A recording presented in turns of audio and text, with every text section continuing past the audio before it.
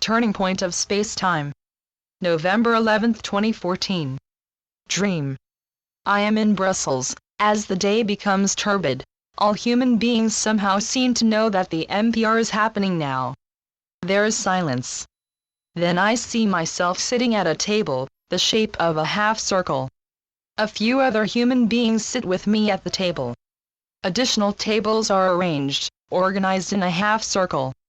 Meaning, at the tables of the first half circle, the regents have taken a place, and at the other tables sit the still not free ones. Obviously this is a meeting wherein the fate of the world is decided and formed.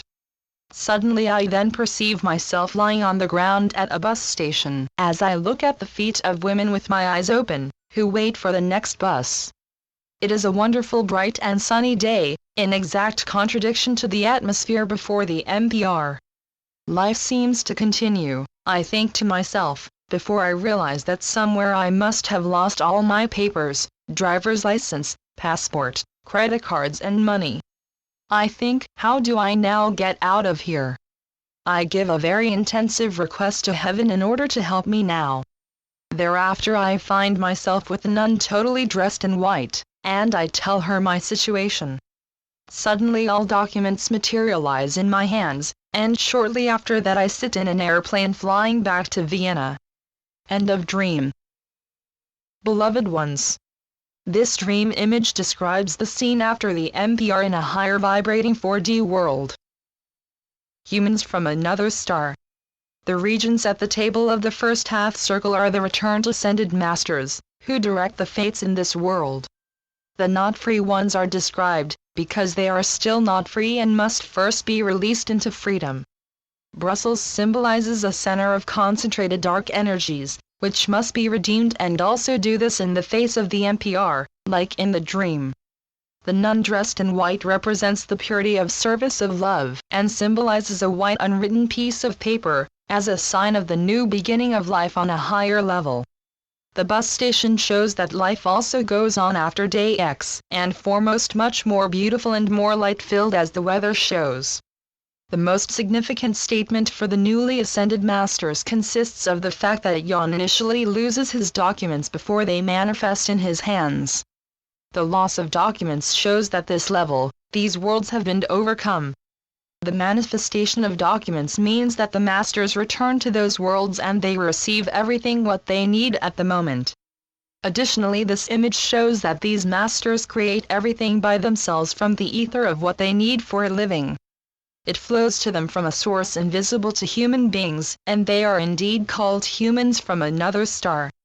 This dream serves the attunement to these 4D worlds, which many human beings inhabit and which several of today's masters will then come to with the insignias of an ascended master.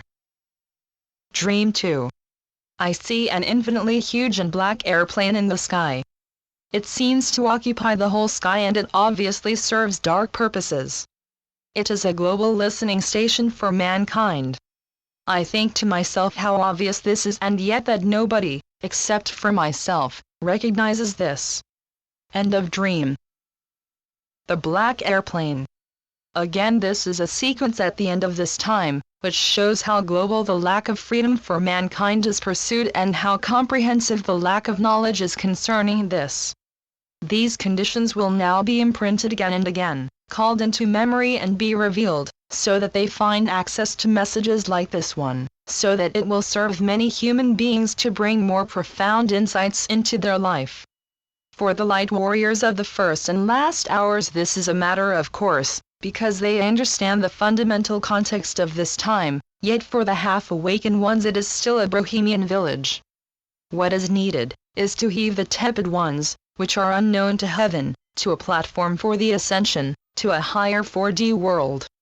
Those human beings, who originally entered into this world with high assignments and now are in danger to fall into the world of long darkness.